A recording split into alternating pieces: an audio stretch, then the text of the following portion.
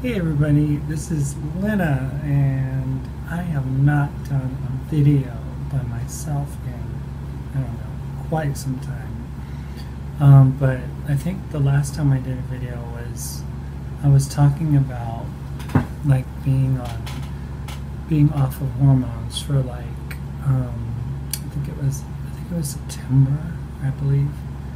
But lots has happened since then, obviously. So I just wanted to give you guys kind of an update on what's been going on, how I've been feeling, life in general.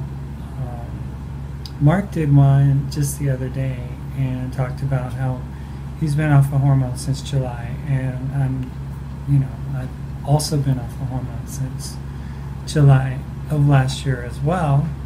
And we just been, living life, adjusting, healing, eating better. We went through, what we went through with the keto diet and everything back, in January. And it was all because of, just some of the things that have been happening from like December after the fast that we went on. And it was just kind of like, didn't really know what to do, so we were just kind of worried about, I was breaking out with like scratches or like blisters and stuff right up in my chest and on a tummy area and stuff, and then eventually it ended up showing up on my back, and it was like it was just really itchy. And I come to find out that I'm more like susceptible to skin rashes and issues like that when I emotionally suffer, and like, I don't know, something in my immune system is connected emotionally to skin issues and things like that. So I remember back in, I think it was April of 2016, when we were living in Fort Lauderdale, where I was like totally like not like feeling good at all, because what I thought was getting ringworm from a hairdresser turned out to be really kind of an emotional kind of outbreak in the physical sense of what was happening to my body. So I kind of been able to put two and two together in the last 2 years or so, and trying to figure out exactly what's been going on with me. And I've come to understand that basically that is what was happening. Like when I get so emotionally attached to, like say in the past, my children that I would miss and stuff like that, and feeling guilty about certain things, or hearing about what was going on with my kids and stuff, would just kind of make me feel bad. So then physically the manifestation would be probably usually through my skin. So I came to understand that I don't need to wrestle with that anymore, because I'm growing as a person, as a spirit person inside of this physical body that I've been given. I'm growing, so I'm learning, adjusting, and I'm changing. So we've been learning a lot of things in the past, since September and stuff like that. And one of the things is how important it is to eat a whole food, plant-based diet. We thought that, some of the issues that I was dealing with were as a result of having too many carbs, but the truth is that you can never like blame carbs for, issues and things. It's usually other stuff, like things that aren't natural to the body. And we were on this quest during that fast back in the winter to just clean up and purge ourselves and things. And what ended up happening was I found out, I'm like right in the middle of my fast, I found out that 4 of my boys, or I believe, was it? Yeah, the 4 boys, that they were involved in a car accident. And that really concerned me, because obviously I still love my kids, although I haven't seen some of them since 2014. But, it was like, wow, they could have all been gone in like that, And the truth is that that was something that affected me physically. So when it started, I couldn't put 2 and 2 together, but then later realized, wow, we made the mistake of going into this keto diet and basically eating high fat, lots of meat, and like just kind of forsaking all of our fruit and stuff like that.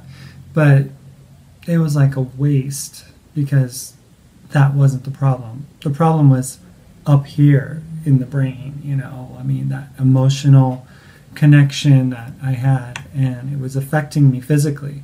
So we ended up doing a candida cleanse, and that basically cleaned out my body. It kept on breaking out, and we started drinking a lot of, we would drink milk every day, even if it was raw milk. We thought, oh, that's, nature's finest, raw milk. And it wasn't at all. And, that kind of food shouldn't be in your body. Dairy is not good for you. I hate to be the bearer of bad news, and I hate to tell you that eating cheese or pepperoni pizza is not good for you, but it's not, And even the veggie cheeses and things like that are all made with these different oils and, things like that you really have to watch out for. And these days, even the stuff that we buy at the co-op that we think is like, oh, it's so good for you. Like recently we just found out that, this type of little corn cracker thing that we wafer, that we use for our desserts and stuff, we're like, it's made out of palm oil or something, has a palm oil ingredient. So there's always something, and if it's not coming out of the ground, if it's not coming from, a natural place, then it's probably not supposed to be in your body, And dairy is one of those things that I found out that I really have a very, very, bad vibe with. I think 75% of the people on Earth can't process dairy, and that's something that people don't realize, is that there's so much lactose intolerant people. Latin Americans, I think 70% of us, we can't tolerate processed dairy. Asians, I think it's like 90 or something, and Native Americans, I think it's like 95. So I'm kind of in between, because I'm part Native, part Spaniard, part, whatever, and I can't really, I start runny nose syndrome and stuff, and ever since we've stopped, of course the nose thing is stopped too. So the connection is that you can't change up something that basically the diet that your native ancestors ate. That's usually the diet that you want to be eating, is the diet that 100 years ago maybe your ancestors had. And of course there's adjustment in that, because if they ate pork all the time and bacon, which we were at one point this year touting as being good for you, and it's not, then you have to make adjustments. But my native people, they ate a lot of grains and yucca and different types of what is it, like plants that, roots and things like that, and fruit, and I'm sure they had occasional seafood, but I really have gotten to have a real disdain for eating meat. I had lots of meat during the keto diet. We went for my birthday, and I had a big steak and everything. It was super good. I mean, as far as that goes, but realizing that eating meat, it just dries you out, and it doesn't help you at all. It doesn't heal you at all. So we've been on this quest to, get back to eating naturally, eating whole foods, and we stopped the keto diet, obviously, back. We had to. Mark just got really, sick of eating. He just lost his appetite, just didn't want to eat anymore. And, literally, in the middle of eating dinner, he would be like, oh, my stomach can't handle this kind of eating. And, he literally didn't want to eat anything. And it really all kind of came to a head back during Super Bowl Sunday when we had, some summer sausage or something like that. And he was just grossed out by it, just grossed out. And he couldn't finish. And that week right before, on a Friday or Thursday, before the Super Bowl, he was like, I had to eat his salad and his pork because he didn't want to eat anything, So it's one of those things. Now that we're back to eating whole food, plant-based, and we're cooking and making oatmeal in the morning, which he makes this awesome oatmeal. It's got protein powder in it. We just discovered carob powder, which is awesome. We drink coffee once a day. We also we use apple cider vinegar and lemon every morning before we work out. We work out on an empty stomach, and we really are big fans of IF, which is intermittent fasting. So we don't eat anything after maybe 8:30, 9 o'clock until after we come back from the workout. And I'm telling you, I really enjoy having oatmeal.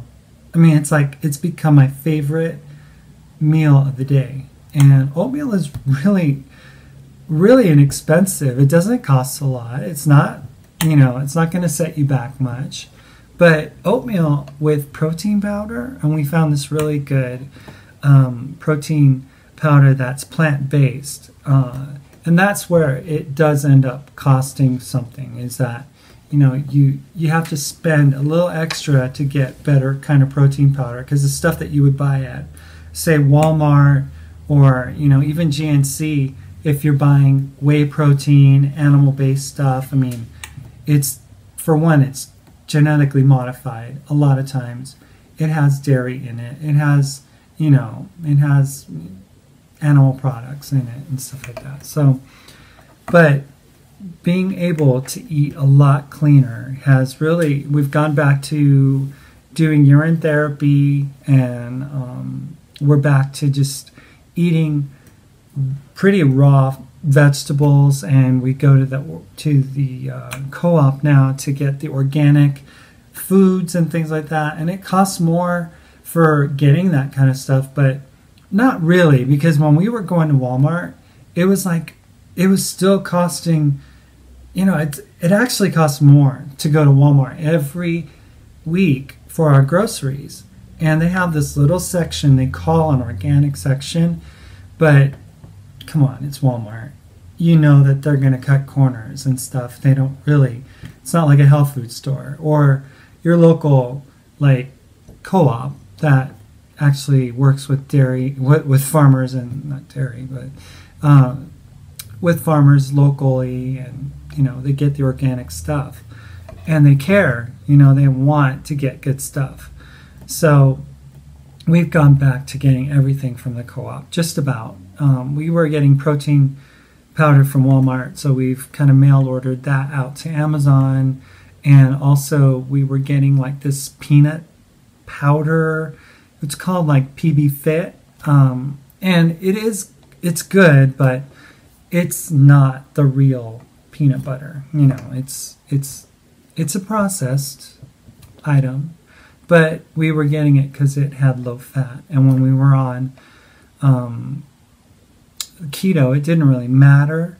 But you know, now that we're, you know, we don't want to have a lot of fat in our diet, because you know, it just really kind of throws a wrench in everything you do.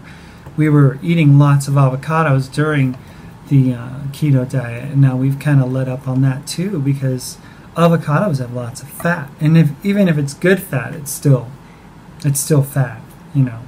So our calories are coming from pretty much from the you know, from the carbs, from the foods that we're eating, like the grains and stuff. Especially, they're really, really nutrient and really good for you and stuff, and they fill you up. It's really, really cool. And we've just been enjoying making dinner again and enjoying, you know, the creations and stuff that we've made. And you know, it was just getting really boring. You know, meat, there's only so much you can do with meat until, you know, it gets to be repetitious. And then eggs and bacon and making omelets and adding oil and all that. It was just getting old, you know. But now, I mean, oatmeal tastes so good. I don't know. I'm a big fan of oatmeal. Big fan of protein powder. Big fan of carrot powder.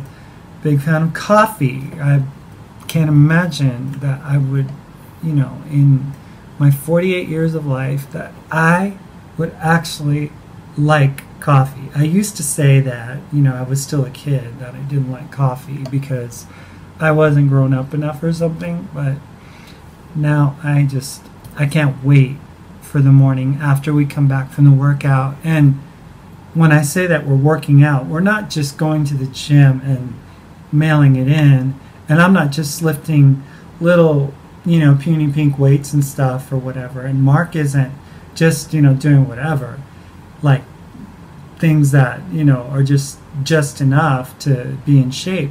We're actually pushing ourselves. We're actually pushing our bodies to the limit to get to the place where we want to get to.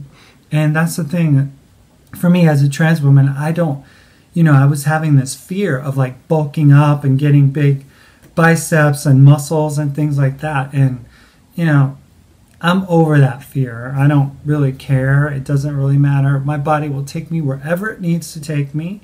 And I am just along for the ride, you know, because I'm not the one that's in control. It's my body that's pretty much telling me what I need to do, you know, because if I worry about what I'm supposed to be doing based on some, you know, image of how I'm supposed to appear and stuff, I mean, it just really does a number to your brain, you know. And worrying about the scale, worrying about where you are on the scale, how much fat you're losing, how many calories you're eating, how many carbs you're consuming, all the protein. We used to have this program on the phone that was like a macro calculator that would like tell us exactly how many calories we're supposed to eat. It's like, no, we just need to let our body take us where it needs to go.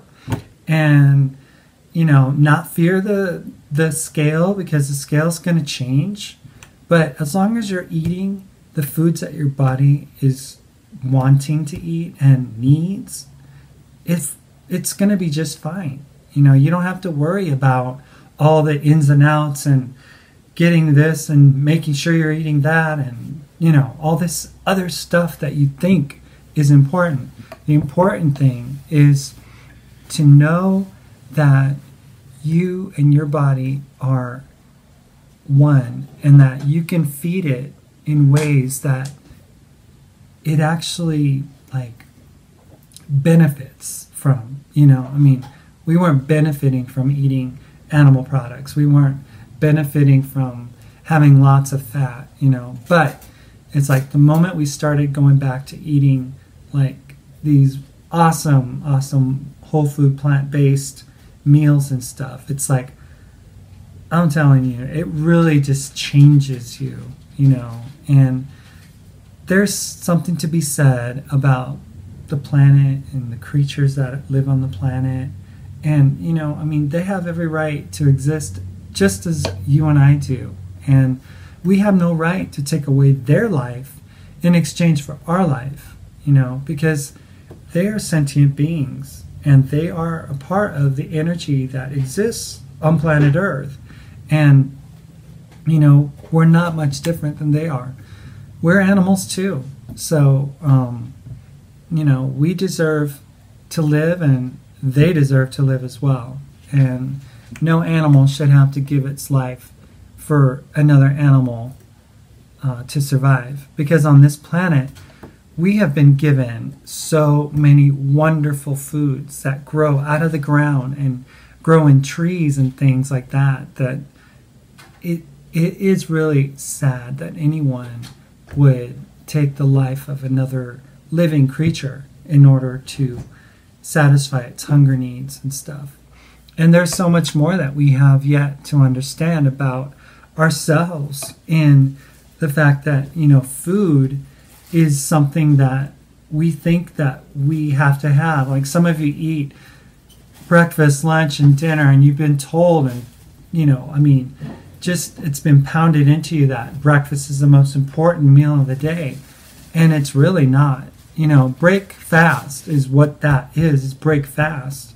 And break fast does not need to happen at 8 o'clock in the morning or at 7. It should happen probably after you've been active and, just doing your thing during the day. And just like us, we come back after we've earned our food, after we've worked and done the work to get, hungry and to get our body in a state where it needs to be fed, And, when we build muscle, when we tear muscle by going to the gym, we need to build it up. So these foods miraculously go in and they nourish our body and they give us what we need. And then we don't waste our energy snacking and eating and doing all kinds of things during the day. We let that work happen. We let the body do its thing. And then we refeed at dinner time. And then we don't eat. And let our body rest. And let our body absorb and take in the nutrients. And get some good sleep. And then do it all over again. And it's really that simple. Because, it's really important to understand that your body needs certain things. And it's a really simple concept, but a lot of people use food as entertainment. They use food as an emotional crutch. And that's where we go wrong. It's like, how many of you have probably, maybe you broke up with your boyfriend or your girlfriend or whatever, and you had to have your favorite snack, and then you notice over time that you put on a couple pounds, or you put on 10 pounds, say. And all because why? Because your body, you're connecting that emotion of loss and pain to something that, I can actually, kind of treat that pain by eating. And eating doesn't help, when it's done that late. Because at that time of the day, in the night, actually, that's when your body is trying to repair. And now you're putting foods in it that are making it work. And, the night is to rest, the night is to recover, the night is to heal, the night is to grow. Muscles grow at night. So when you're making it work, it can't do anything else. So then you stress it out. And then you wonder why, you're not getting the results that you want and stuff. It's because, habits are not allowing that to happen. But I'm learning a lot, as you can tell. I've learned a lot in the last, 3 or 4 years about fitness, nutrition, about eating right, about letting go of emotional baggage, of letting go of guilt and frustration, and trying to, basically allow yourself to heal and to grow and to nurture the things that you have in you, and that you would just appreciate yourself for who you are, not for who you want to be, not for who you feel that you can be, but for who you are right now at this moment in time. Because that's all we have right now, is right now, and it's better. Like, we found out recently, we watched a movie, Star Wars, the latest Star Wars movie, The Last Jedi, and there was a part where, one of the characters in the movie actually was helping to save this other character who was basically gonna fight against the evil and basically try to martyr themselves for the sake of the rest of the team. And she knocked him out of the way so that he wouldn't destroy himself. And the big takeaway from that movie was this one quote that said, you don't really need to, fight against the things that you hate. You really need to focus on saving what you love. And that's how you're going to win the war, against other things that you feel that are against you. Is not by, taking up and using your sword and spear and shooting down the enemy, but by going and affecting change on the things that you love, So that's the important thing. That's the important thing as a trans woman, as trans men, that you would want to do, is to not hate your body for what you can't be, but save the very essence that you are, because that should be the thing that you love. The things that you hate aren't really worth fighting against. It's better to save the things that you love. And loving yourself is the most important gift that you can give yourself. And I know that a lot of you don't love your body. You don't love the way that you look. You don't love how, you haven't changed enough, or that you'll never look this certain way, or whatever. But, the battle is not against you. It's really, the focus should be on turning that fight inward to accept who you are for what you are right now, with the face that you have, with the eyes that you have, with the nose that you have, with the genitals that you have, with all the things that make you, you. And make peace with it. Learn to love it. Learn to love that part. Learn to love who you are as an individual, because there's no one else like you. I mean, a lot of times we want, as trans people, trans women, you want to, be that natal woman that you feel that you want to look like and stuff. And, genetics and things don't give us that opportunity sometimes. Secondary sex characteristics are what they are. But the beautiful thing about it is that as a hybrid, you're you.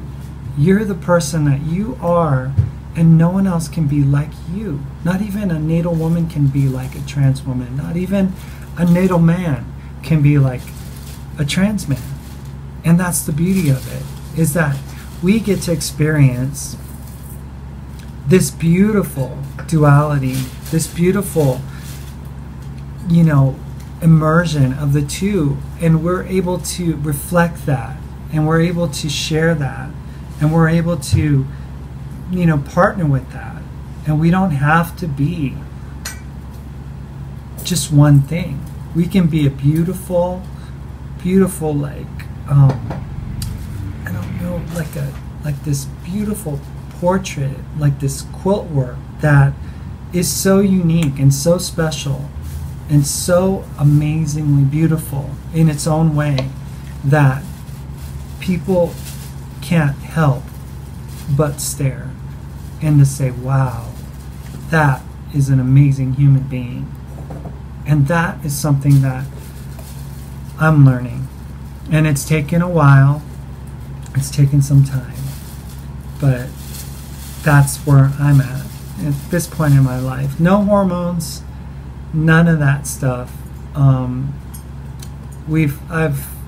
Mark and I have talked about it in the past, if you're young and you're wanting to get in, to doing hormones, especially a trans man or something, get in, get out, have the changes happen, and live your life, because the longer that you take these synthetic type hormones, and I'm not just talking about hormones, but any drug, any antibiotic, any statin drug, or anything like that, you never want to take it for long term.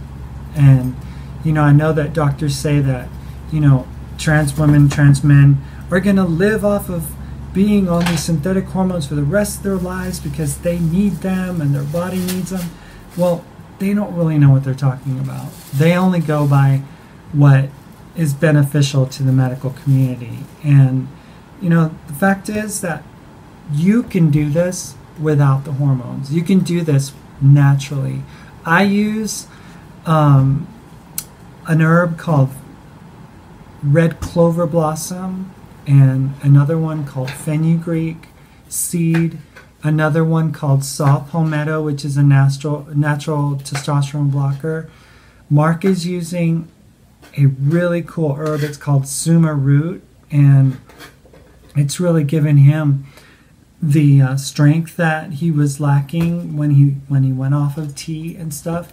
Of course, it's not an anabolic steroid, but it's still a very, very potent herb, and it works with your body, not against it.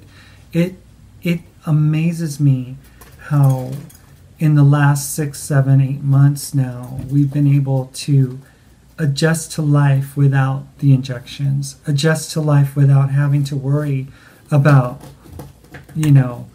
getting the injection every week and the stress of like maybe losing the ability to see changes happen and all this stuff. I'm convinced that as we age, especially trans women, taking any kind of synthetic hormone is detrimental and actually does the opposite of what you would want it to do to you, which is it masculinizes you more than it will feminize you, because the body catches on to what's happening, and then the natural body reaction is to produce testosterone.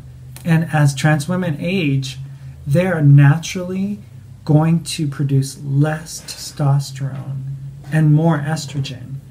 And what is happening is that by taking the synthetic hormone called estrogen, estradiol, and it affects you in a way where it does the opposite.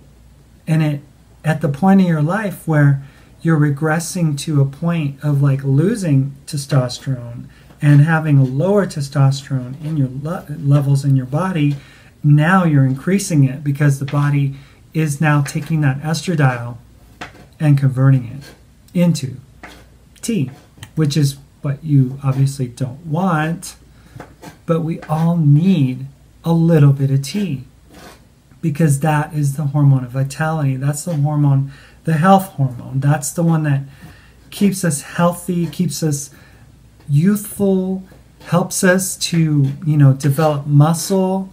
And, estrogen is the fat hormone. Estrogen is really beneficial when a pregnant woman is ovulating and is nursing a child and needs that extra fat in order to feed the child the breast milk and for the child to latch on and you know, all the different things that take place during that time of your life, if you're a woman, a natural natal woman.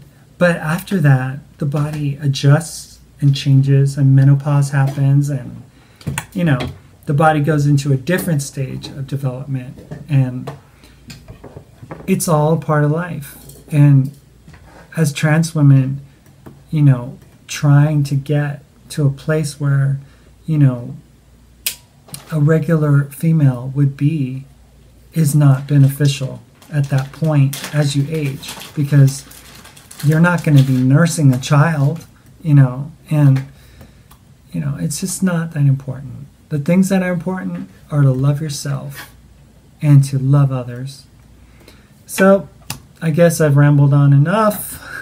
Mark's making a wonderful meal again. I don't know what he's doing this time, but he's got some tofu out, and I'm just happy to share the things that have been going on, and I hope that you guys are encouraged, and I hope that anything that I would have said may help you on your journey, and, you know, that you guys would just find that satisfaction in just being happy with what you have and with who you are right now.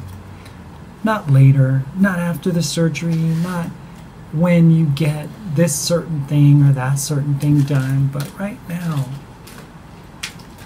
So, see you guys later. Bye.